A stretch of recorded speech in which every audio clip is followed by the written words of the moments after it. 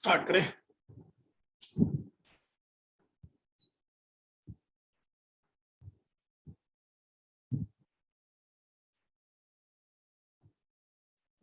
Doubt से बताओ sir,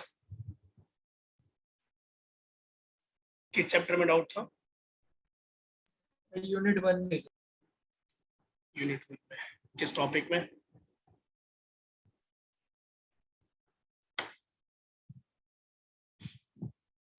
sir acceptance के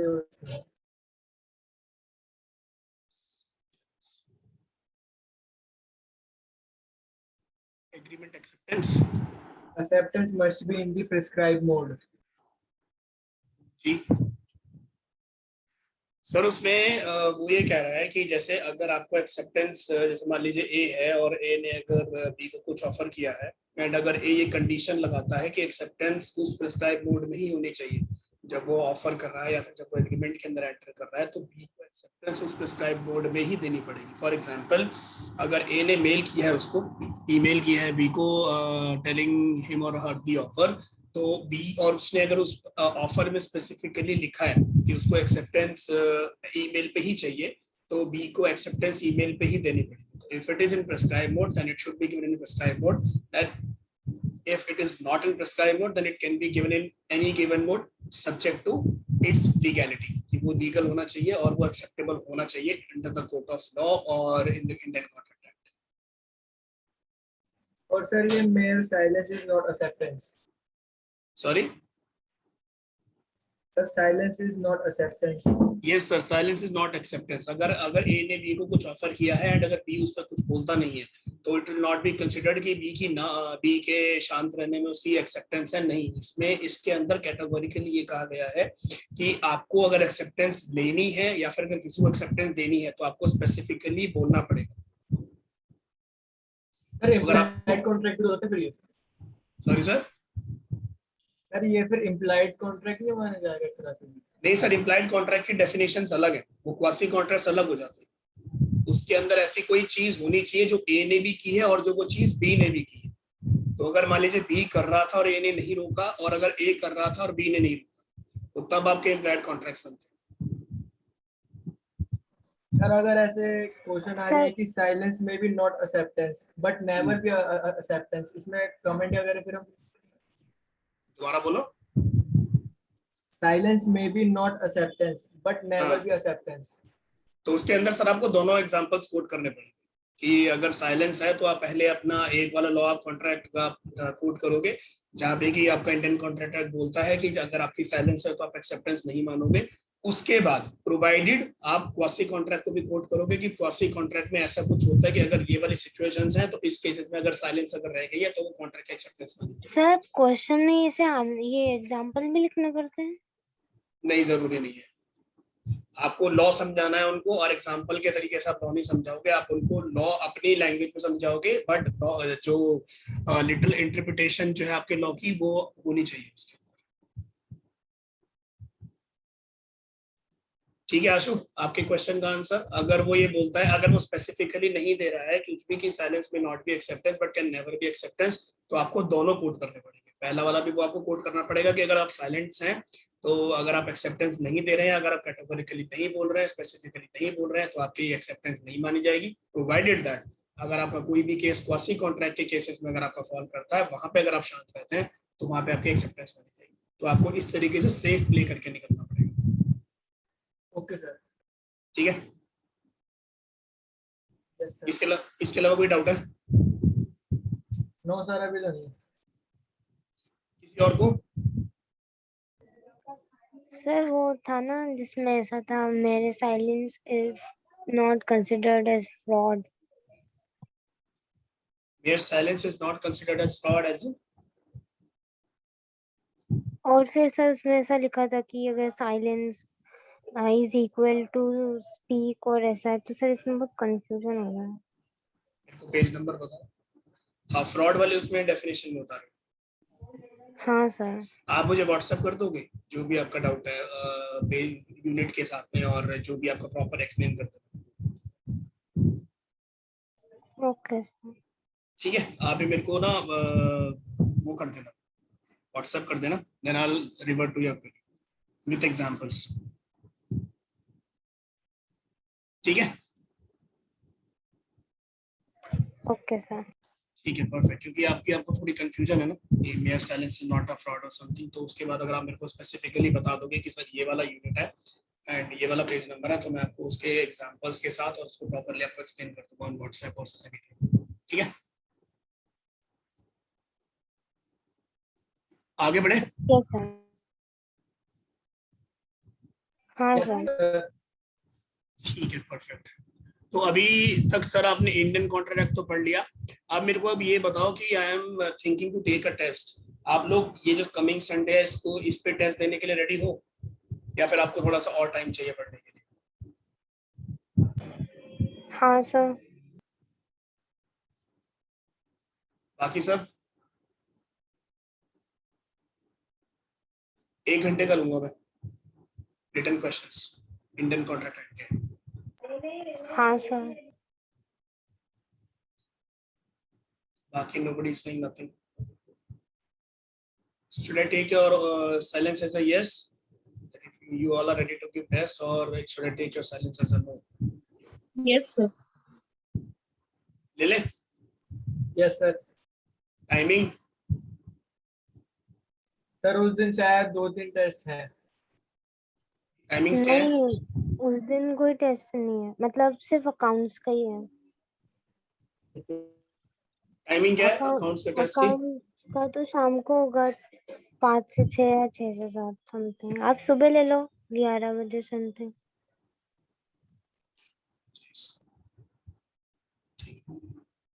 ठीक है, सिर्फ अकाउंट्स का टेस्ट है ना आपका उस दिन, और किसी का तो नहीं है ना? नहीं, तो और बता अभी देंगे एक बार। अभी तो किसी ने नहीं बोला। ठीक है, तो एक संडे को मैं भी ले लेता हूँ, ज्यादा क्वेश्चंस नहीं दूंगा आपको, 1 घंटे में मैं आपको प्रॉपर टाइम दूंगा, 2 से 3 क्वेश्चन से 4 क्वेश्चन, उससे ऊपर नहीं, सो दैट आपको पता हो कि लिखना कैसे है। जैसे मैंने आपको बताया भी है कि हर केस लॉ के केसेस में आपको लिखने का तरीका यही है, फैक्ट ऑफ द केस आपको लिखना है पहले, उसके बाद आपको लिखना होगा कि आपका लॉ क्या बोलता है, एंड उसके बाद आपका कंक्लूजन। ठीक है, पहले जाएगा आपका फैक्ट्स, देन आपका law, and third one is your conclusion. आपको ये 3 चीजें लॉ में रखनी ही पड़ेंगी in any answer and in every answer जो भी आप लिखने जा रहे होगे एग्जाम में, या फिर नॉर्मली, या फिर सी फाउंडेशन के बाद जब आप आईपीसीसी में या फिर आप फाइनल में जाओगे, तो ये चीजें आपको तीनों चीजें कोड करनी ही पड़ती है when you right your answers, subjective वाले जो आंसर आप लिखते हैं। ठीक है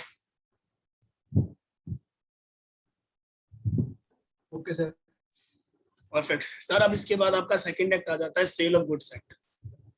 ठीक है, sale of goods act is nothing, basically जो भी आप गुड्स हम लोग जो बेचते हैं या खरीदते हैं, ठीक है, जो भी हम सर्विसेज जो बेचते हैं या खरीदते हैं, ये उसको गाइड करता है कि आप कोई भी अगर सर्विसेज अगर आप बेचोगे या खरीदोगे, या फिर कोई भी आप गुड्स अगर आप बेचोगे या खरीदोगे, तो उसके अंदर क्या क्या इम्प्लीकेशंस होंगी, क्या क्या प्रोविजंस होंगे, और क्या क्या चीजें रखी जाएंगी आपकी, सो दैट आपकी जो गुड्स की सेल और परचेज है, या फिर आपकी जो सर्विसेज की सेल या परचेज है, that should not be impacted, that should be in a legal terms, that should not impact any party। ठीक है, अगर कोई प्रॉब्लम्स कहीं पर आती है तो।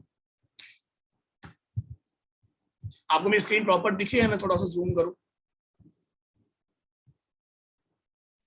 सही है। ठीक है, तो देखिए सर, जैसा आप यहाँ पे देख रहे हैं कॉन्ट्रैक्ट ऑफ सेल, पहला आपका आता है एग्रीमेंट, जो कि आप इंडियन कॉन्ट्रैक्ट एक्ट के अंदर पढ़ के ही आए हैं। ठीक है, जो कि हर एक्ट की फॉर्मेशन है इंडियन कॉन्ट्रैक्ट, आप एक तरीके से ये सोच के चलो।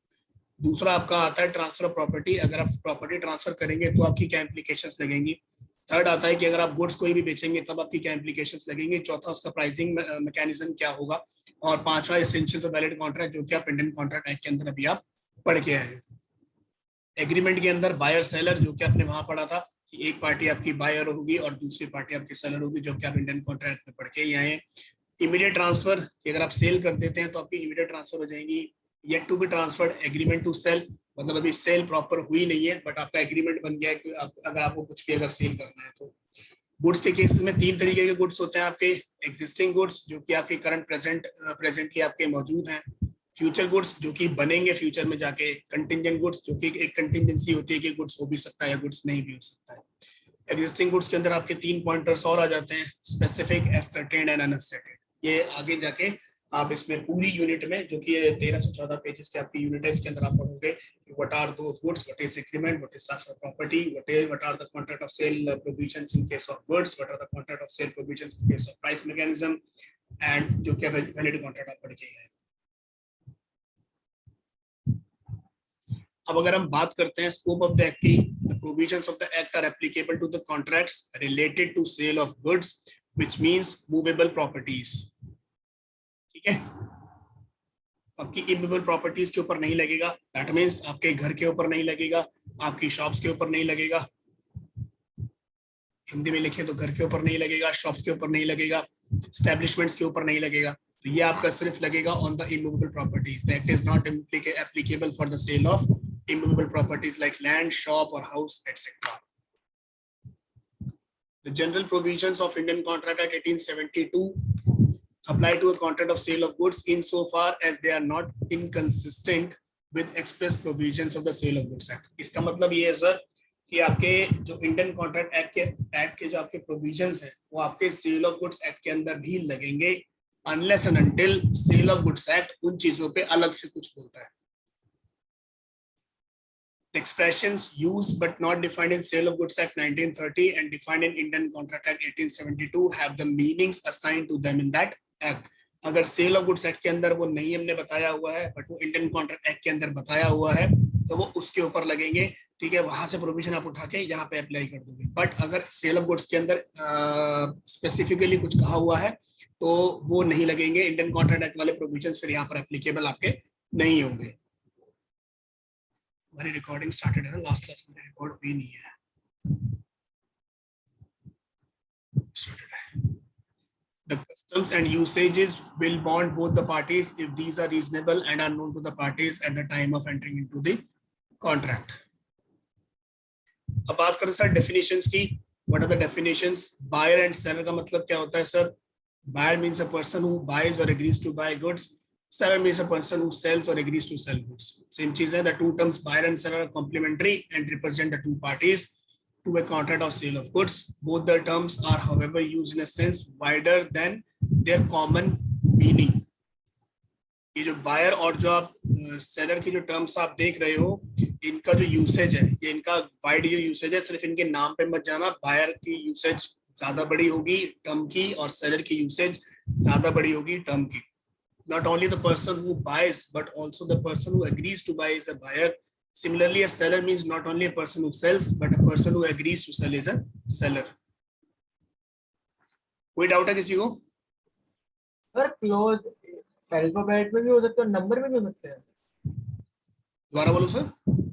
सर ये जो सेक्शन 2 क्लोज 13 लिखा है, हाँ, सर ये क्लॉज नहीं है alphabetic में सर, होते हैं। ये सब सेक्शन है सर। सेक्शन 2 सबसेक्शन 13 सर। क्लॉज आपके प्रोविजंस के बाद आते हैं, सेक्शन, सबसेक्शन, प्रोविजन, फिर क्लॉज। क्लॉजेस जो है वो जनरली आपके लेटर्स में होते हैं, A B C D E F, ये सब होते हैं। Okay sir. ठीक है, अब बात करते हैं goods and other related terms. Goods means every kind of movable property other than actionable claims and money and includes stock and shares, growing crops, grass and things attached to or forming part of the land which are agreed to be served before sale or under the contract of sale। कोई doubt है? दोबारा पढ़ लो। Goods means every kind of movable property other than actionable claims। actionable claims होते हैं sir जो कि आप claim करते हो, एक बंदा एक पार्टी दूसरी पार्टी पे कुछ क्लेम करती है, ठीक है, और पैसा भी आपकी गुड्स नहीं माना जाता है इसके अंदर। एंड ये इंक्लूड करता है स्टॉक एंड शेयर्स, जो कि आपकी स्टॉक मार्केट में आप शेयर्स करते हो, ग्रोइंग क्रॉप्स जो भी आपका अनाज उग रहा है, घास, एंड थिंग्स अटैच्ड टू और forming part of the land. मतलब ये चीजें जहां पर भी उग रही हैं उस लैंड के जो चीजें अटैच होंगी या फिर उस लैंड का जो पार्ट बन रही होगी वो सारी की सारी आपकी गुड्स मानी जाती है, which are agreed to be served before sale और under the contract of sale. Actionable claims are claims which can be enforced only by an action or suit। Example, debt। A debt is not a movable property or goods। Even the fixed deposit receipts जो आपकी FDs होती हैं are considered as goods under section 176 of Indian Contract Act। Read with section 27 of the sale of goods act. ये याद कर लेना sir, FD आपकी goods मानी जाती है बट डेट आपका एक्शनेबल क्लेम माना जाता है। Goods include both tangible and intangible goods like goodwill, copyrights, patents, trademarks, etc. Stock and shares, gas, steam, water, electricity, and decree of the court are also considered to be goods. किसी को कोई doubt है इसमें?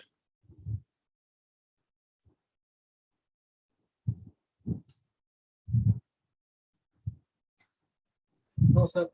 ठीक है, आगे बढ़ते हैं। यहाँ पे इन्होंने आपको एक ग्राफ में समझा रखा है, goods means every kind of movable property other than actionable claims and money in circulation. ये जो पैसे आपके पास जो घूम रहे हैं ये वाले आपके गुड्स में नहीं आते हैं, ठीक है। Also include stock and shares, ये पहला पार्ट। ग्रोइंग क्रॉप्स, जो कि आप अनाज उगा रहे हो, दूसरा। Grass, third and fourth. Things attached to और forming part of land which agreed to be severed. अब आते हैं सर आपकी गुड्स की क्लासिफिकेशन करते हैं। जैसा कि मैंने आपको बताया था, गुड्स आपके 3 तरीके के, एग्जिस्टिंग गुड्स जो अभी मौजूद हैं, फ्यूचर गुड्स जो फ्यूचर में बन के आएंगे, कंटिंजेंट गुड्स जो हो भी सकते हैं, नहीं भी हो सकते हैं। गुड्स की डेफिनेशन में, एग्जिस्टिंग गुड्स की डेफिनेशन में अगर आप पढ़ो, existing goods are such goods as are in existence at the time of contract of sale, that is those owned or possessed or acquired by the seller at the time of contract of sale. For example, अगर आप कोई भी chair खरीदने जाते हो एक shopkeeper के पास में, और उसके पास अभी चेयर उस टाइम पे प्रेजेंट है, तो जब आप चेयर खरीदोगे उस टाइम पे जो भी आप कॉन्ट्रैक्ट के अंदर जब आप एंटर करोगे, सेल ऑफ गुड्स एक्ट भी उसके अंदर लगेगा, कॉन्ट्रैक्ट एक्ट भी उसके अंदर लगेगा, तो उस टाइम पे वो जो चेयर है वो एग्जिस्टिंग गुड है, ठीक है।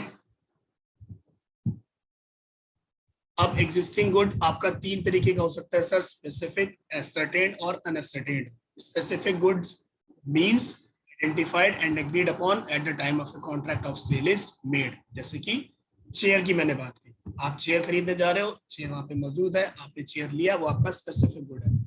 Any specified and finally decided goods like a Samsung Galaxy S7 Edge, Whirlpool washing machine of 7 kg, etc. Certain goods are those goods which are identified in accordance with the agreement after the contract of sale is made. This term is not defined in the act but has been judicially interpreted। ये आपके साथ case law से आई है, ascertained goods की जो definition है। In actual practice, the term ascertained goods is used in the same sense as specific goods। ये याद कर लेना। In actual practice,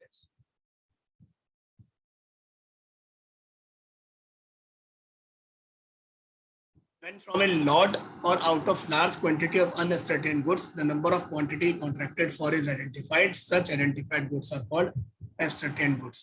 बहुत सारी चीजें आपके पास पड़ी हुई हैं, उसमें से अगर आप एक लॉट उठा लेते हो, 1 उठा लेते हो, 2 उठा लेते हो, 3 उठा लेते हो, उसमें से निकाल के जो आप यहाँ रखोगे, उसको अनअसर्टेन में से अगर आप कुछ एक लॉट निकाल के रख लेते हो, तो उसको आपका ascertained goods कहा जाता है। जैसे कि a wholesaler of cotton has 100 bales in his godown. He agrees to sell 50 bales and these bales were selected and set aside. On selection, the goods becomes ascertained.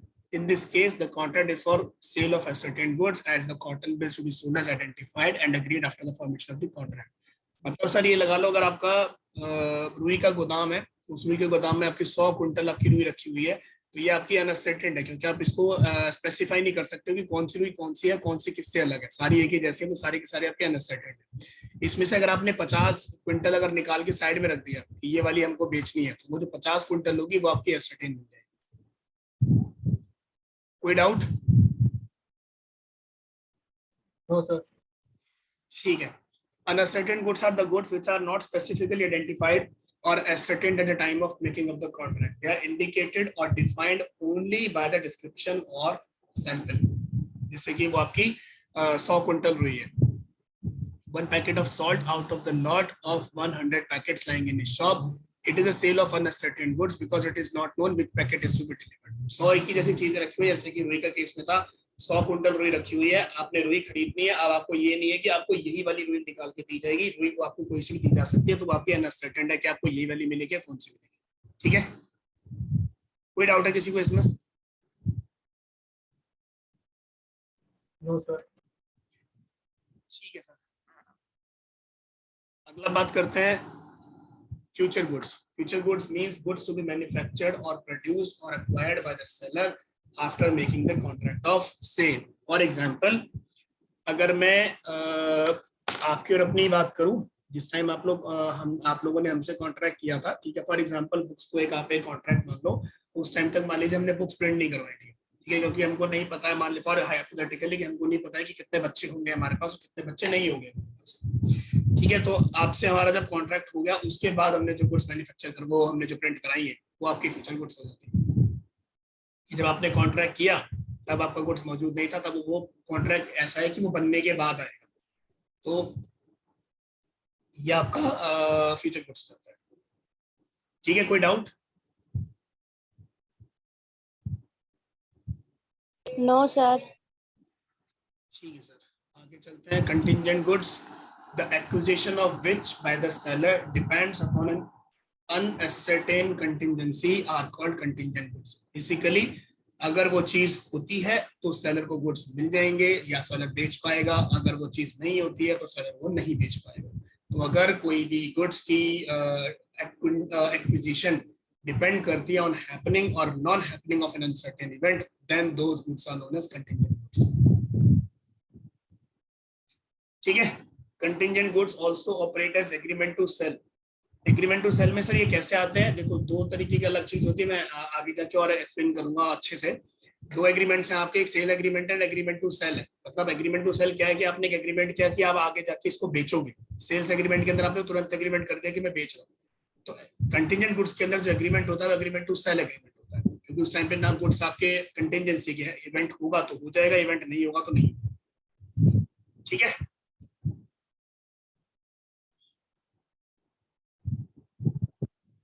Any doubt? एक बार दोबारा बता देना sir. देखो, contingent goods आपको समझ में आ गया कि the acquisition of which by the seller depends upon N uncertain contingency. मतलब किसी उस गुड्स की एक्विजिशन, जैसे मान लो ए है, बी है, और ए जो है आपका, यहाँ बताता हूँ, दो पार्टीज हैं, ए है और ये बी है। ए आपका बायर है और ये बी आपका सेलर है, ठीक है। अगर मान लीजिए ए कोई ऐसा गुड मांग रहा है जो कि कंटिंजेंट है, ठीक है, और बी के पास वो गुड्स आएगा अगर कुछ एक इवेंट होता है या नहीं होता है, ठीक है। इसकी हैपनिंग और नॉन हैपनिंग पे एक इवेंट डिपेंड करता है। तो जब ये इवेंट अगर मान लो हो जाएगा तो बी के पास ये आ जाएगा और यहाँ से आगे बी इसको सेल कर देगा। अगर तो जो ये नहीं होता तो बी के पास ये नहीं आएगा और बी आगे सेल नहीं कर पाएगा। तो इस केसेस के अंदर जो आपके एग्रीमेंट्स होते हैं वो आपके सेल्स एग्रीमेंट नहीं होते हैं सर। मतलब सेल्स एग्रीमेंट आप एज इन इस तरीके से लेके चलो कि आपका जो एग्रीमेंट होगा वो प्रेजेंट में नहीं होगा कि ले जा मैं तुझे दे देता हूँ, नहीं, वो आपका ना एग्रीमेंट टू सेल होगा कि अगर मेरे पास आ गया तो तुझे दे दूंगा, अगर मेरे पास नहीं आया तो तुझे को नहीं दूंगा। तो यहाँ पे जो एग्रीमेंट सेंटर होते हैं वो एग्रीमेंट टू सेल एंटर होते हैं, क्योंकि वो फ्यूचर को ध्यान में रख के एग्रीमेंट्स आपके किए जाते हैं कि if in case I receive that तब तो वो आ जाएगा, but if in case I did not receive it तब आपके पास वो नहीं आएगा। डाउट है? ओके सर, मैं इसे समझ आ गया। ठीक है, इसको हटा देते हैं।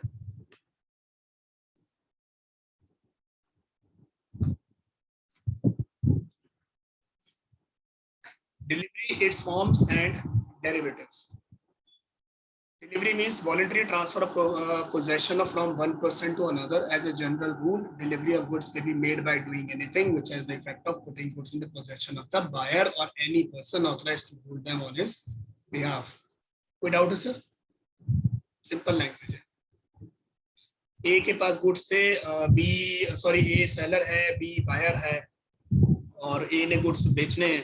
तो ए आपका जो इस तरीके से बेच रहा है कि बी को गुड्स अगर दे दे तो आपकी डिलीवरी हो जाएगी। मतलब किसी भी तरीके से गुड्स जो है बी की पोजीशन में चले जाने चाहिए आपके, तो आपको डिलीवरी मानी जाएगी वो। बट अगर वो बी की पोजीशन में है या फिर बी के बिहाफ पे किसी ने पोजीशन में ले लिया तो डिलीवरी मानी जाएगी। Any doubt? No sir. ठीक है सर, आपकी डिलीवरी अब होती है सर तीन तरीके की, एक एक्चुअल डिलीवरी, एक कंस्ट्रक्टिव डिलीवरी और एक symbolic delivery. Actual delivery sir वही है जहाँ पे आप गुड्स फिजिकली डिलीवर कर दो बायर को एक्चुअल, ठीक है। Actual delivery takes place when the seller transfer the physical possession of the goods to the buyer और टू अ थर्ड पर्सन जो कि बायर ने अपने बिहाफ पे ऑथराइज किया हो। ये आपकी मोस्ट कॉमन मेथड होता है डिलीवरी का। अगला पॉइंट आता है sir constructive delivery. Constructive delivery के केस में एक्चुअल डिलीवरी नहीं होती है, it is effected without any change in the custody और actual possession of the things as in the case of delivery by attornment, मतलब acknowledgement, जो कि आप कहते हो कि हाँ ठीक है मैं मान रहा हूँ कि मेरे को मिल गई है। एग्जाम्पल के तौर पे where a warehouseman holding the goods of A agrees to hold them on behalf of B at A's request. मतलब ए ने गुड्स बी को बेच दिए बट बी ने बोला है कि अपने पास रखो, जब मेरे को लेना होगा मैं लेके जाता जाऊंगा। तो इस केसेस के अंदर इसको कहेंगे कंस्ट्रक्टिव डिलीवरी। अब ए के केस से रिस्क एंड रिवॉर्ड्स आपके खत्म हो चुके हैं, ठीक है, तो बी को डिलीवरी मिल जाएगी। बट क्योंकि ए बी को गुड्स बेच चुका है बट बी ने बोला है ए को कि अपने वेयर हाउस में रख ले, सॉरी सी एक पार्टी है जो उसने बी ने बोला है कि सी को कि भैया तू मेरे वेयर हाउस में रख ले, और ए ने बोला कि ठीक है रखे रहने दे। तो यहाँ पे ये सेल आपकी हो चुकी है, डिलीवरी मानी जाती है कि हो चुकी है, बिकॉज बी की रिक्वेस्ट पे गुड्स वेयर हाउस में रखवाए जा रहे हैं, एक रिक्वेस्ट पे नहीं। डाउट है दोबारा समझाऊं?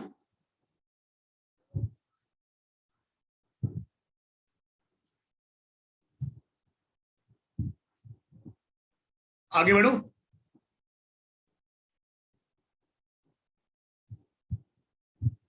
Yes sir.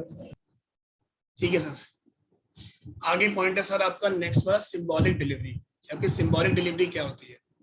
When there is a delivery of a thing in token of a transfer of something else, that is delivery of goods in the course of transit may be made by handing over documents of title to goods like bill of loading, railway receipt, or delivery orders, or the key of a warehouse containing the goods is handed over to the buyer.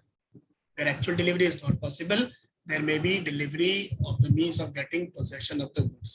समझाता हूँ sir. जैसे मान लीजिए एक आपका seller है और एक आपका बायर है। सेलर है आपका बेंगलोर में, बायर है आपका दिल्ली में। इसने गुड्स इसको बेच दिए, बट अब जब गुड्स बेंगलोर से दिल्ली आएंगे तो फॉर एग्जांपल मान लीजिए 4 डेज का ट्रैवल होगा आपके गुड्स का, ठीक है। अगर सेलर सारे डॉक्यूमेंट्स हैंड ओवर कर दे, बिल ऑफ लोडिंग भी इसको दे दे और ट्रांसिट की पूरी प्रॉपर्टी सब कुछ इसको दे दे और बी ने एक्सेप्ट कर लिया, तो यहाँ पे एक्चुअल डिलीवरी तो आपकी नहीं हुई है, बट यहाँ पे आपकी सिंबॉलिक डिलीवरी हुई है कि बॉस गुड्स डिलीवर हो चुके हैं। ए की सेलर की जिम्मेदारियां खत्म, सारी जिम्मेदारियां बी की चालू हो जाएगी। किसी को कोई भी डाउट इसके अंदर?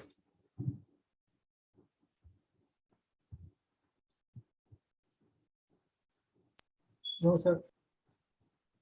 आगे बढ़े। Yes sir.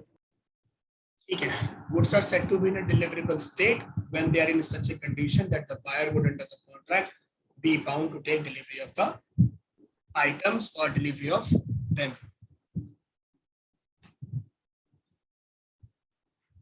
पॉइंट आते हैं sir document of title to goods, कि गुड्स है किसके, उसकी टाइटल किसके पास होगी। Document of title to goods include sir bill of lading, ये याद कर लेना पॉइंटर्स, ठीक है, सब पॉइंटर्स जो याद कर लेना कि डॉक्यूमेंट ऑफ टाइटल गुड्स के अंदर क्या क्या आएंगे। बिल ऑफ लेडिंग आएगी आपका, डॉक वारंट आएगा आपका जो कि पोर्ट के केसेस में आता है, वेयर हाउस कीपर का सर्टिफिकेट आएगा आपका,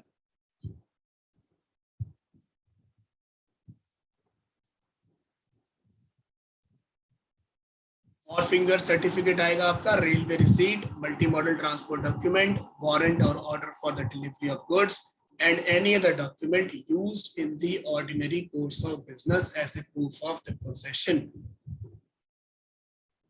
or control of goods, or is for authorizing or purporting to authorize either by endorsement or by delivery the possessor of the document to transfer or receive goods thereby represented। इसके अंदर समझाने का कुछ नहीं है, ये 5-6 पॉइंटर्स आपको याद करने पड़ेंगे कि document of title to goods के अंदर क्या क्या आता है। बिल ऑफ लीडिंग आता है, डॉक वारंट आता है, वेयर हाउस कीपर का सर्टिफिकेट आता है, वॉर फिंगर सर्टिफिकेट आता है, रेलवे रिसीट आती है, जैसे कि आप जब मल्टी करवाते हो तो आपकी वो रेलवे रिसीट आती है, transport multi modal transport documents आते हैं, जैसे अगर आप ट्रक से डॉक्यूमेंट अगर मंगवाओगे तो वो ट्रांसपोर्ट डॉक्यूमेंट जो वहाँ पे लगते हैं वो आते हैं, warrant and order for the delivery of goods आते हैं, या फिर कोई भी ऐसा डॉक्यूमेंट जो कि आपका ऑर्डिनरी कोर्स ऑफ बिजनेस के अंदर यूज होता है। लिस्ट आपकी जो इंक्लूसिव है, एक्सक्लूसिव नहीं है। ठीक है, यस सर। परफेक्ट है सर। जैसा कि मैंने बताया, the list is only illustrative and not exhaustive. तो कोई भी इनके अलावा अगर कोई भी ऐसा डॉक्यूमेंट है जो कि आपका यूज होता है, तो वो भी आपका इसके अंदर आएगा। However, there is a difference between a document showing title and document of title. A share certificate is a document showing title, but not a document of title. It merely shows that the person named in the share certificate is entitled to the shares represented by it. It does not allow that person to transfer the share mentioned therein by mere endorsement on the back of the certificate and the delivery of the certificate. Simple point है sir, छोड़ दो उसको, ignore करो। Endorsement means sir? Transfer करना sir, endorse करना, transfer करना। Okay sir. ठीक है, अगला पॉइंट है आपका मर्केंटाइल एजेंट क्या होता है? It means an agent who in the customary course of business has as such agent authority either to sell goods or consign goods for the purpose of sale or to buy goods or to raise money on the security of the goods. एक तरीके का agent होता है sir जिसके पास authority होती है, ठीक है, कि वो बेच सकता है, कंसाइनमेंट उन गुड्स को कंसाइन कर सकता है, मतलब कहीं पे भेज सकता है, या फिर उनको परचेज कर सकता है, या फिर उनके ब्याज पे पैसे भी जमा कर सकता है, ले सकता है, और the security of the goods.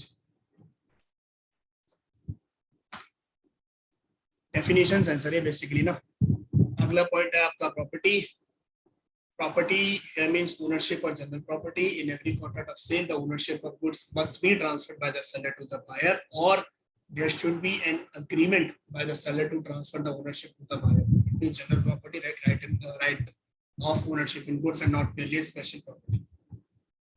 यहाँ पे सेल ऑफ गुड्स एक्ट के अंदर जो प्रॉपर्टी की जो डेफिनेशन दी गई है, वो ये दी गई है कि ओनरशिप किसकी है।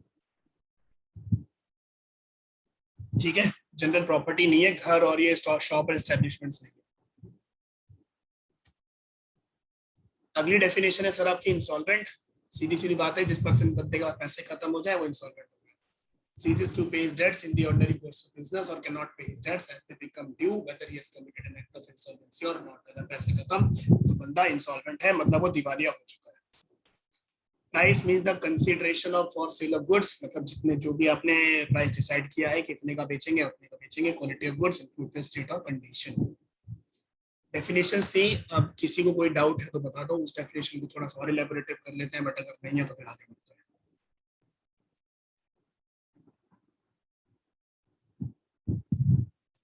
No sir. ठीक है sir. Sale and agreement to sale, इसमें डिफरेंस क्या होता है अब ये बता रहे हैं। A contract of sale of goods is a contract whereby the seller transfers or agrees to transfer the property in goods to the buyer for a price. There may be a contract of sale between one part owner and another. Contract of sale may be absolute or conditional. Simple definition है कि वो contract जहाँ पे seller transfer करता है या agree कर रहा है ट्रांसफर करने का property in goods to the buyer for a price. Where under the contract of a sale, the property in goods is transferred from seller to buyer, the contract is called a sale. But where the transfer of property in the goods is to take place at a future time or subject to some condition thereafter to be fulfilled, it is called an agreement to sale. जैसे मैंने पहले बताया था, future में अगर आप कोई चीज करोगे या फ्यूचर के बेसिस पे अगर आप कोई भी चीज करोगे तो वो उस केस के अंदर आपका सेल्स एग्रीमेंट एंटर नहीं होता है, वो आपकी सेल नहीं कही जाएगी, वो आपका अग्रीमेंट टू सेल कहा जाएगा। इन दोनों के बीच में डिफरेंस याद कर लेना, ये आपके क्वेश्चंस आते हैं एग्जाम में ना, what is sale and what is agreement to sell, इन दोनों के बीच का डिफरेंस क्या है। ठीक है, डाउट है कुछ भी इसके अंदर तो बता दो। सर सेल वो जो हैंड टू हैंड हो रही है, और एग्रीमेंट जो, जी सर, एग्रीमेंट टू सेल जो है, सेल वो है जो हैंड टू हैंड आपकी हो रही है, बट एग्रीमेंट टू सेल आपका वो है जहाँ पे property in the goods is to take place at a future time. ठीक है, आप फ्यूचर में कुछ करोगे और उसमें कुछ कंडीशंस आपकी लगी हुई है। ठीक है, अगर वो कंडीशंस आपकी फुलफिल हो जाएंगी तभी आपकी सेल होगी, अगर वो कंडीशन आपकी फुलफिल नहीं होगी तो वो सेल आपकी नहीं होगी, तो वो आपका एग्रीमेंट टू सेल के अंदर आता है। Okay sir. ठीक है sir. An agreement to sell becomes a sale when the time elapses or the conditions are fulfilled subject to which the property in the goods is to be transferred। मतलब अगर future के लिए अगर कोई भी चीज आपकी है तो पहले वो आपकी एग्रीमेंट टू सेल बनेगी,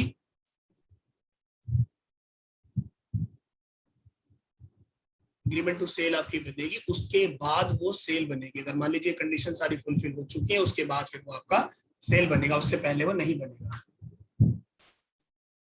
In sale, the property in goods is transferred from seller to the buyer immediately। जैसा कि आपने कहा hand to hand हो जाती है। The term sale is defined in the section 4(3) of the Sale of Goods Act 1930। Where under a contract of sale, the property in goods transferred from the seller to buyer, the contract is called sale। Agreement to sell वही आपका it is intending to transfer at a future date upon the completion of certain conditions thereon। वो आपकी agreement to cell बनती है। मतलब future में अगर कुछ कंडीशंस हैं, वो कुछ कंडीशंस आपके अगर वो फुलफिल हो जाती हैं तो वो आपकी एग्रीमेंट टू सेल बनेगी। बट अगर कंडीशन फुलफिल नहीं होगी तो कॉन्ट्रैक्ट वहीं का वहीं खत्म हो जाएगा, वो एग्रीमेंट वहीं का वहीं खत्म हो जाएगा, ना फिर वो एग्रीमेंट टू सेल रहेगा और ना ही वो सेल्स बनेगा। ठीक है सर? किसी को कोई भी doubt?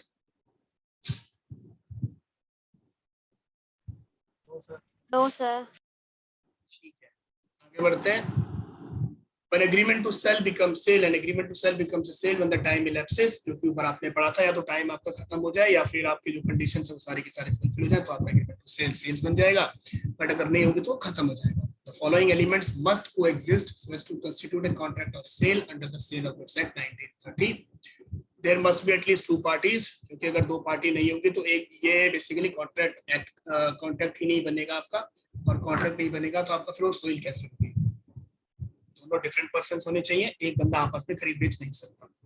The subject matter of the contract must necessarily be goods covering any movable property। जो कि मतलब अगर आपका गुड्स ही नहीं है तो वो आपका सेल ऑफ गुड्स एक्ट के अंदर नहीं आएगा, उसके अंदर आपका सेल्स एग्रीमेंट नहीं बनेगा। तो किसी भी एग्रीमेंट को सेल्स एग्रीमेंट बनाने के लिए आपका उसके अंदर गुड्स का इन्वॉल्वमेंट होना बहुत जरूरी है। ठीक है? It may be other existing goods हो सकते हैं, फ्यूचर गुड्स हो सकते हैं, कंटिंजेंट गुड्स हो सकते हैं, दोनों हो सकते हैं। A price in money not in kind should be paid or promised। मतलब आप बार्टर सिस्टम नहीं करोगे, आपका जो एलिमेंट है जिसके लिए आप सेल या परचेज कर रहे हो वो आपका पैसा होना चाहिए। A transfer of property in goods from seller to buyer must take place। The contract of sale is made by an offer to buy or sell goods for a price by one party and the acceptance of such offer by other party। मतलब अगर आप किसी उसके goods के अंदर अगर आप आते हो तो आपका ट्रांसफर होना बहुत जरूरी है। अगर आपका वो ट्रांसफर नहीं होता है तो फिर वो आपका सेल ऑफ गुड्स एक्ट की डेफिनेशन के अंदर नहीं आएगा। एक कॉन्ट्रैक्ट ऑफ सेल में भी एब्सोल्यूट और कंडीशनल, मतलब या तो विदाउट एनी कंडीशन हो या फिर अगर कुछ कंडीशंस लगी हुई है तो वो भी आपका कॉन्ट्रैक्ट ऑफ सेल के अंदर आता है। All other essential elements of a valid contract must be present in the contract of sale, that is free consent of parties, competency of parties, legality of object and consideration etc। कोई doubt है इसके अंदर तो बताओ, नहीं है तो फिर आगे बढ़ते हैं।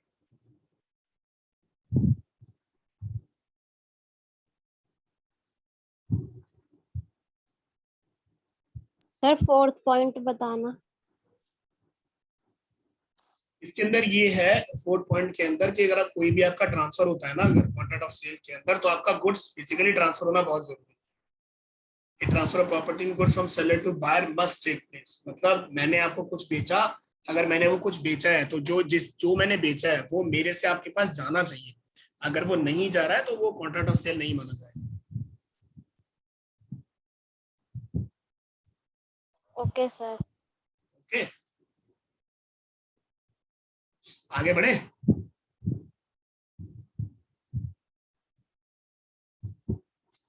Yes sir. ये डिफरेंशियल सर जो ऊपर लिखे हुए वही सारे यहाँ पे हैं, तो ये एक बार आप पढ़ लेना और ना समझ में आए तो फिर मुझे बता देना। पहला पॉइंट है sir, sale distinguish from other similar contracts. Sale and hire purchase. किस्तों में कभी कोई सामान लाए हो?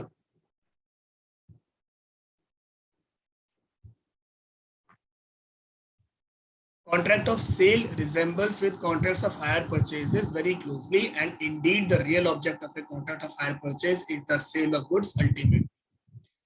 हायर परचेज एग्रीमेंट्स जो होते हैं आपके गवर्नड होते हैं by hire purchase act 1972, term hire purchase agreement means an agreement under which goods are let on hire and under which the hirer has an option to purchase them in accordance with the terms of the agreement and includes an agreement under which, देखो अगर कभी भी किस्तों में कोई सामान अगर हम लोग लेते हैं ना, तो वो आपका हायर परचेज के अंदर आ जाता है कि आप उसको यूज करो, जब तक यूज कर रहे हो तब तक मुझे पैसे देते रहो, तब जैसे ही आपकी सारी किस्तें जो पूरी हो जाएंगी उसके बाद आपके पास ऑप्शन है वो गुड्स आप ले जाओ। तो जनरली इसके अंदर ऑप्शन आपके पास होता है कि आप गुड्स को लेके जा सकते हो।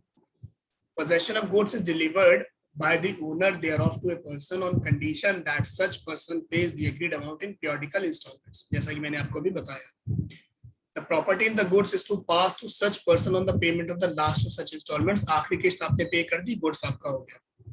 Such person has a right to terminate the agreement at any time before the property so passes, अगर उसको नहीं चाहिए किस्तें भरना बंद कर दो, ना आपके पास गुड्स आएगा ना उसके पास पेमेंट जाएगी, वो अपना गुड्स उठा के लेके चला जाएगा। कोई भी डाउट है किसी को?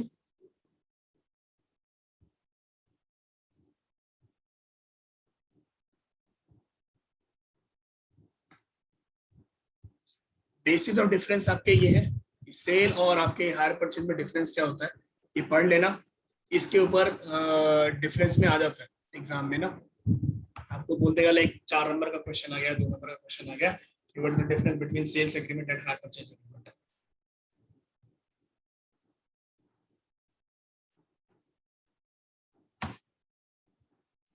आगे बढ़े या चाहते हो मैं ये बॉक्स पढ़ाऊं?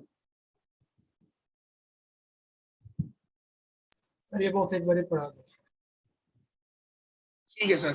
तो बेस ऑफ डिफरेंस है time of passing property sales agreement के अंदर इमीडिएटली ट्रांसफर हो जाती है, हायर परचेज एग्रीमेंट के अंदर लास्ट इंस्टॉलमेंट जब पे करोगे तब ट्रांसफर होती है। Position of the party, position of the buyer is that of owner of the goods, position of hirer is that of bailee till he pays the last instalment, जब तक last instalment नहीं जाएगी तब तक उसके goods नहीं हुए, जब लास्ट इंस्टॉलमेंट चली जाएगी तो उसके बाद उसके वो गुड्स बनेंगे। टर्मिनेशन ऑफ कॉन्ट्रैक्ट, बायर एक बार खरीदने के बाद में टर्मिनेट नहीं कर सकता, उसको पैसे देने पड़ेंगे, हायरर के पास ऑप्शन होता है कि वो टर्मिनेट कर सकता है, गुड्स को रिटर्न कर दे, आगे की इंस्टॉलमेंट ना पे करे। Burden of risk of insolvency of the buyer, the seller takes the risk of any loss resulting from the insolvency of the buyer, owner takes no such risk for if the hire, अगर instalment fail हो जाएगा पे करना तो वो जाएगा अपने goods को वापस उठा के ले आएगा हायर परचेज एग्रीमेंट के अंदर। Transfer of title, the buyer can pass a good title to a bona fide purchaser from him, the hirer cannot pass any title even to a bona fide purchaser, मतलब basically जब तक higher purchase agreement पूरा नहीं हो जाता और higher purchase agreement आपका sale agreement नहीं बन जाता तब तक जो हायरर है वो उन गुड्स को किसी bona fide परचेजर को ट्रांसफर नहीं कर सकता। bona fide purchaser means sir legal purchaser जो होता है, that is being described by law, तब तक वो उसको पास ऑन नहीं कर सकता। The buyer in sale can resell the goods. The hire purchaser cannot resell unless he has paid all the installment, जैसा कि मैंने आपको भी बताया। इसके अंदर और कोई डाउट है? No sir. ठीक है सर, परफेक्ट। अगला पॉइंट आता है सर आपका सेल एंड बेलमेंट, कि सेल और बेलमेंट में डिफरेंस क्या होता है।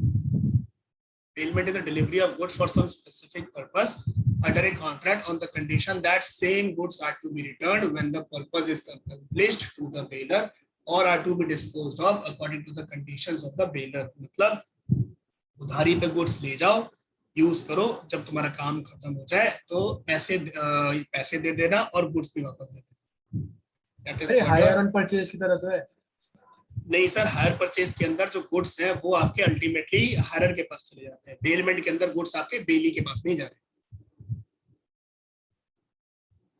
सर ये भी उधार पे वो भी उधार पे, वो उधार का लिए सर, ये उधार का, उधार के बदले में एक बार आप पैसे देके गुड्स वापस आप बेली को बेलर को दे दोगे। हायर परचेजर के अंदर आपने लास्ट इंस्टॉलमेंट पे कर दी, गुड्स हायरर के हो गए। Okay sir.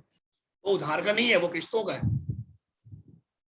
बेल आप ये समझो रेंट पे ले रहा है वो यूज करने के लिए, मोटा मोटी ये समझ के चलो रेंट पे ले रहा है यूज करने के लिए, वो किस्तों पे ले जरूर रहा है, बाकी हक उसका हो जाएगा, जब वो लास्ट इंस्टॉलमेंट पे कर देगा तो हक उसका हो गया।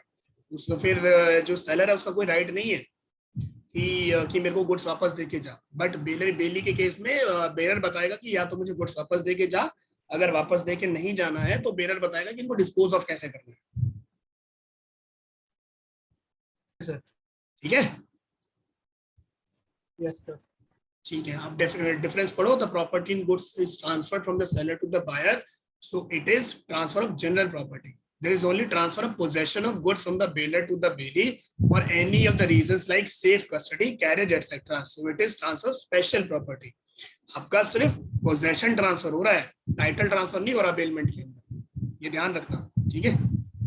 The return of goods in contract of sale is not possible. The bailee must return the goods to the bailor on accomplishment of the purpose for which the bailment was made. For example, अगर जैसे मैंने example दिया था, बेंगलोर से अगर आप कोई भी गुड्स अगर दिल्ली मंगाते हो, तो जो कंपनी बेच रही है वो वाले गुड्स वो कंपनी नहीं भेजेगी अपने किसी भी ट्रक वगैरह के अंदर. जनरली जनरल मार्केट में क्या होता है सर, 3 पार्टीज होती है. जो पैकर्स एंड मूवर्स जो होते हैं ना, those are sort of a party. जैसे कि एक कंपनी है मर्क करके, मर्क से एक कंपनी है, वो आपकी इस ट्रांसपोर्टेशन ऑफ गुड्स के अंदर स्पेशलाइज्ड है. उसका फोटे यही है. तो जैसे मान लो एक सेलर है और एक बायर है, तो सेलर जब गुड्स भेज देगा, तो अगर मान लो कंडीशन यही है कि सेलर आपका गुड्स भिजवाएगा बायर को, तो सेलर मर्क को हायर करेगा कि ये वाले गुड्स जाके दिल्ली भेज देना. तो merc is just on a bailment agreement, it's not actual owner of the agreement. तो वो गुड्स वहां से उठाएगा और बायर को जाके दे देगा. This is sort of one example. यहाँ पे उसके पास गुड्स ऑफ पोजेशन है, टाइटल नहीं है. ठीक है. Okay, sir.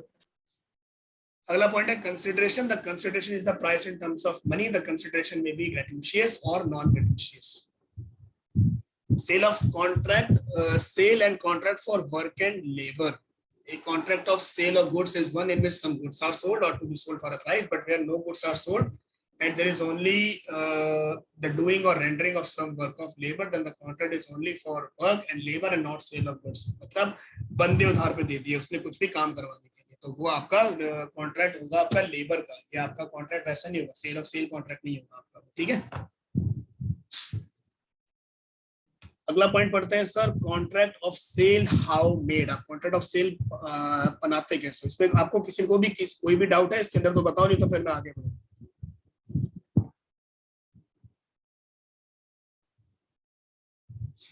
आगे बढ़ूं.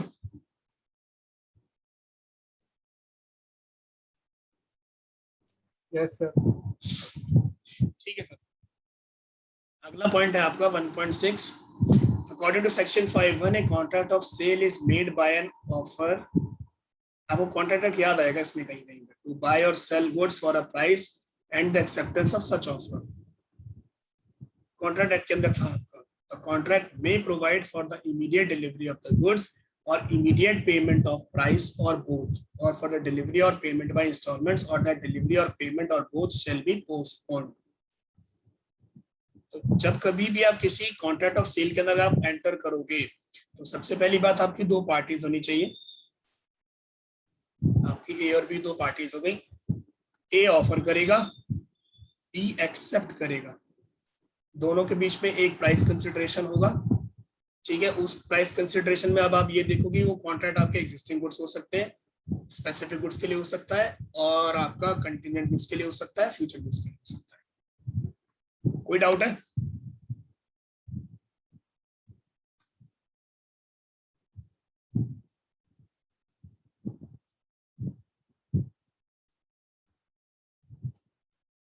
आगे बढ़ते हैं.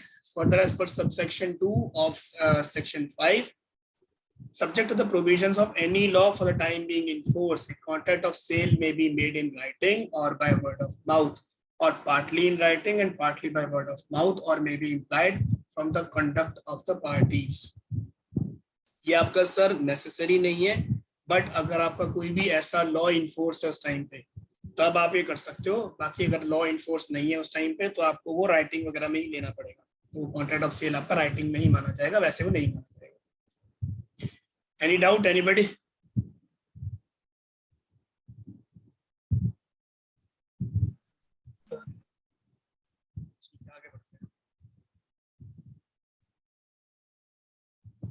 Subject matter of contract of sale, कि जब आप कॉन्ट्रैक्ट ऑफ सेल अगर कुछ भी आप करोगे तो उसके अंदर सब्जेक्ट मैटर आपका क्या होगा.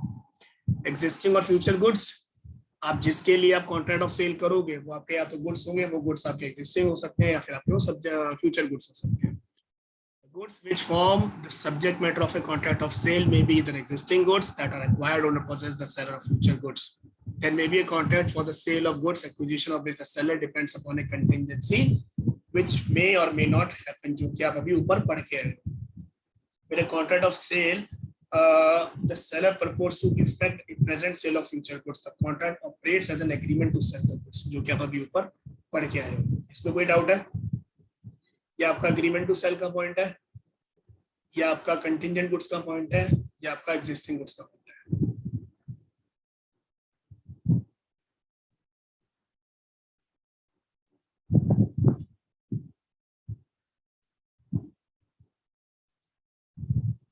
Yes sir. आगे बढ़े?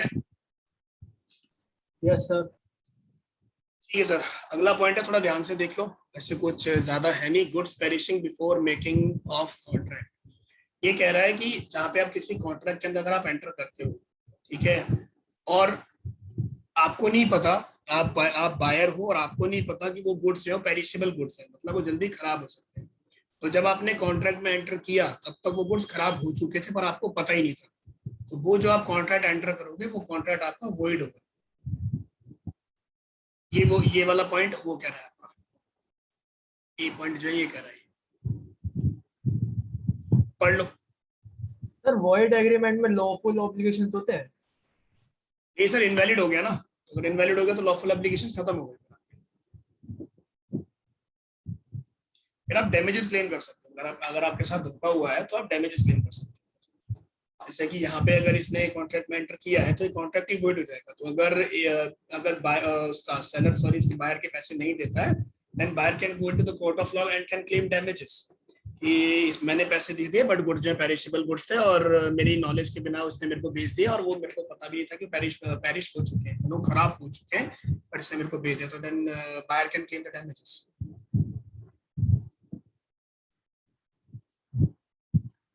सर फिर वॉइड एक तरह से इलीगल एग्रीमेंट हो गया? इलीगल नहीं हुआ सर, इनवैलिड एग्रीमेंट हुआ। इलीगल और इनवैलिड में डिफरेंस है।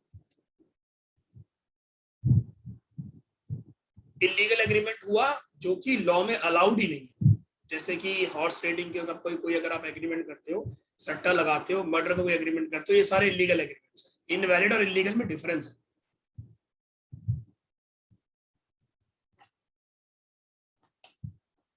ठीक है? Okay sir. ठीक है, अगला पॉइंट आता है सर आपका goods perishing before sale but after agreement to sale. कि एग्रीमेंट टू सेल मतलब बेसिकली आपने फ्यूचर में किसी गुड्स के लिए आपने एग्रीमेंट किया था, जो कि आप एग्रीमेंट टू सेल के अंदर आ जाते हो, तो एग्रीमेंट टू सेल के बाद तो वो ठीक थे, पर जब आप जब उसका टाइम आया आपके गुड्स लेने का तब तक वो खराब हो गए थे। तो उस केस के अंदर क्या होगा, where there is an agreement to sale specific goods and subsequently the goods without any fault on the part of the seller or buyer perish or become so damaged as no longer to answer to the description in the agreement before the risk passes to the buyer, the agreement is thereby avoided or becomes void। मतलब अगर दोनों की ही गलती नहीं है और goods अगर खराब हो जाते हैं या फिर आपकी यूजेबल कंडीशन में ही नहीं रहते हैं और गलती दोनों में से किसी की भी नहीं है, उसमें आपको ये देखना पड़ेगा कि रिस्क बायर के पास हुआ या नहीं हुआ। तो अगर तो जो रिस्क बायर के पास नहीं हुआ, उस केस के अंदर वो कॉन्ट्रैक्ट आपका वॉइड हो जाएगा। अगर जो रिस्क बायर के पास हो चुका था तो वो कॉन्ट्रैक्ट जो आपका वैलिड माना जाएगा और वो गुड्स बायर को लेने ही पड़ेंगे इन एनी केस, चाहे वो खराब हो चुके हैं चाहे वो ठीक है। ठीक है सर? ये पॉइंट दोबारा समझा देना सर। देखो मान लो आपको कुछ एग्रीमेंट टू सेल हुआ है, ठीक है, फ्यूचर गुड्स के लिए आपने एक एग्रीमेंट किया जो कि फ्यूचर गुड्स के लिए है, ठीक है। तो पहले आप एग्रीमेंट में जाओगे, एग्रीमेंट टू सेल के अंदर आप एंटर करोगे क्योंकि फ्यूचर से रिलेटेड है। अब यहाँ पे जो गुड्स थे ना आपके, वो पेरिशेबल कंडीशन के हैं, ठीक है, वो पेरिश हो सकते हैं, वो खराब हो सकते हैं। अब इसमें मान लो 4 महीने का टाइम था फॉर एग्जाम्पल, तो 4 महीने के बाद ये सेल एग्रीमेंट बना, तो यहाँ पे तो ये गुड्स ओके कंडीशन में थे, बट जब आपका एग्रीमेंट टू सेल का जब आपका टाइम आया तो ये गुड्स आपके खराब हो गए। अब इसमें ना सेलर की कोई गलती और ना बायर की कोई गलती। अब इसके अंदर ये देखा जाएगा कि रिस्क जो है वो बायर के पास हो चुका था या नहीं हो चुका था। रिस्क एंड रिवर्स आपके बायर के पास अगर वो हो गया तो नुकसान बायर का, बट अगर वो नहीं हुआ तो नुकसान सेलर का। ये इस पूरे 4 लाइनों का क्रक्स है। बेसिकली एग्रीमेंट टू सेल के अंदर आए, गुड्स आपके ठीक थे, जब एक्चुअल सेल का टाइम आया गुड्स खराब हो गए, एक पॉइंट। दूसरा पॉइंट है उसके बाद देखो रिस्क किसके पास है, बायर के पास रिस्क है या सेलर के पास रिस्क है। अगर बायर के पास रिस्क है तो गलती बायर सॉरी तो नुकसान बायर का, बट अगर सेलर के पास रिस्क है तो नुकसान सेलर का। तो अगर बायर के पास रिस्क आ गया तो आपके गुड्स ट्रांसफर माने जाएंगे और कॉन्ट्रैक्ट माना जाएगा वैलिड। बट अगर बायर के पास रिस्क नहीं है तो कॉन्ट्रैक्ट बन जाएगा आपका वॉइड, नुकसान सेलर का। Okay sir. ठीक है sir. Perishing of future goods. If the future goods are specific, the destruction of such goods will amount to supervening impossibility and the contract shall become void. अगर future goods आपके खराब हो जाते हैं तो contract आपको void माना जाएगा। सिंपल सिंपल, इसके अंदर और कुछ नहीं।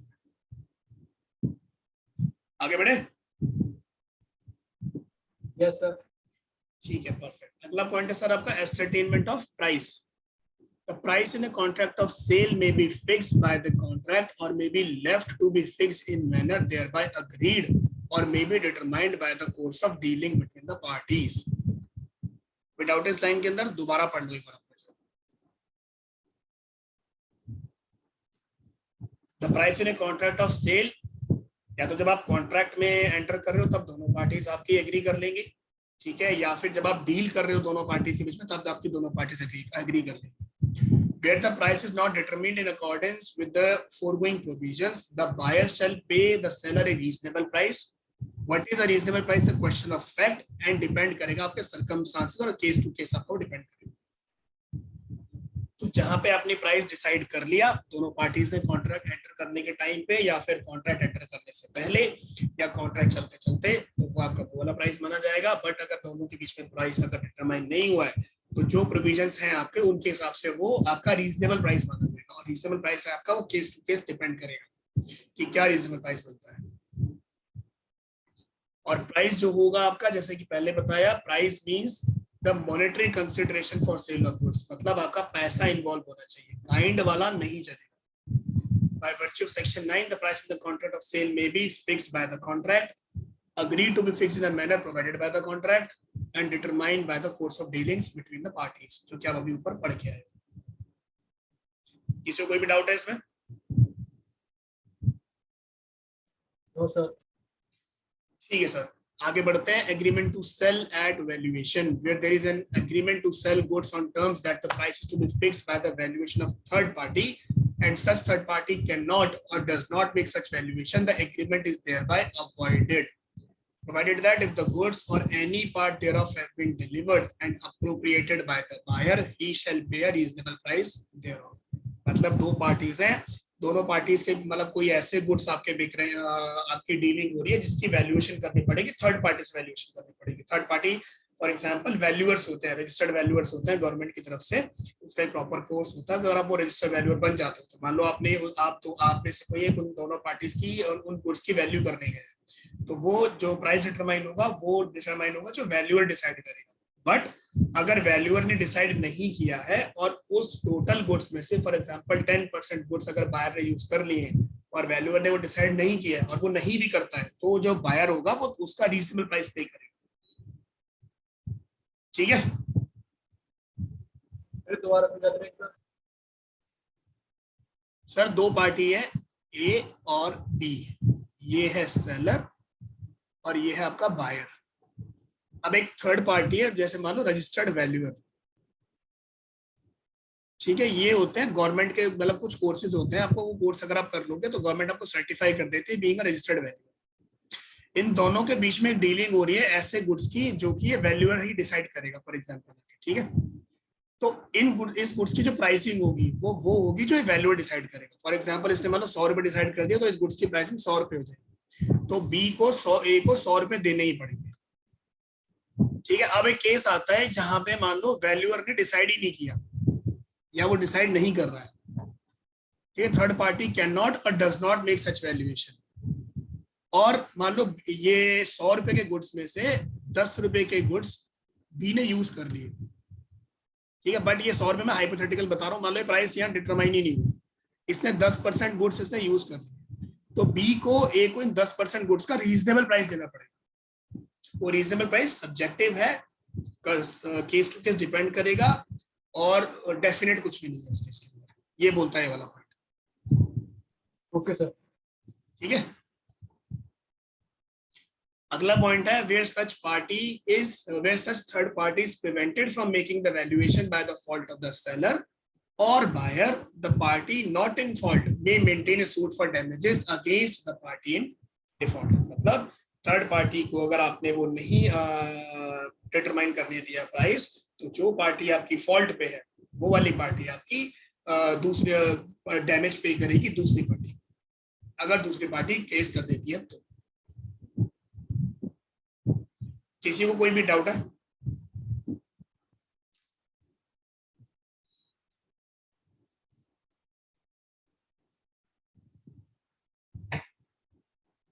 नहीं है तो आगे बढ़े।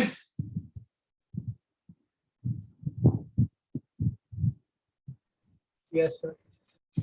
ठीक है, तो ये आपका पहली जो यूनिट थी आपकी contract of formation of sale, ये तो आपका खत्म हो गया। इसको आप एक बार रिवाइज कर लेना, और इसके अंदर फिर कोई भी अगर डाउट हो तो मेरे को बता देना। आपका जो टिपिकल जो चैप्टर था ना, जो टिपिकल आपका जो एक्ट था, वो अभी तक आपका कॉन्ट्रैक्ट एक्ट था। इसके बाद जो टिपिकल आएगा वो आपका कंपनीज एक्ट आएगा। बाकी ये sale of goods act, partnership act और एलएलपी, ये बहुत सिंपल है। इसके अंदर कुछ भी ज्यादा एक्सप्लेनेबल नहीं है, और कोई भी ज्यादा इंटरप्रिटेशन इतनी ज्यादा इनके अंदर है नहीं। छोटे छोटे और सिंपल चैप्टर्स और एक्ट्स हैं।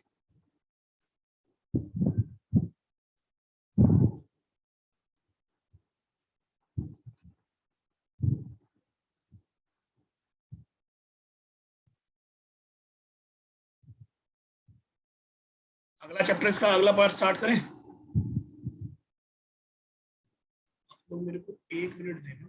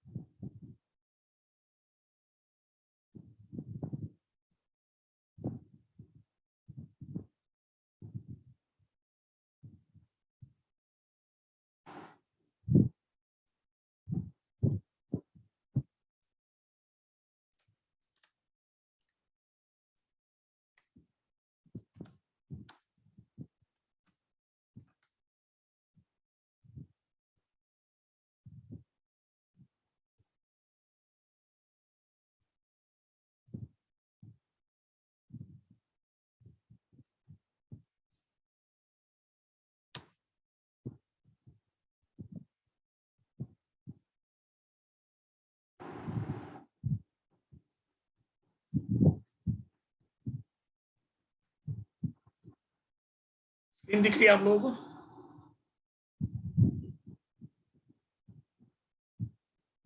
Yes sir.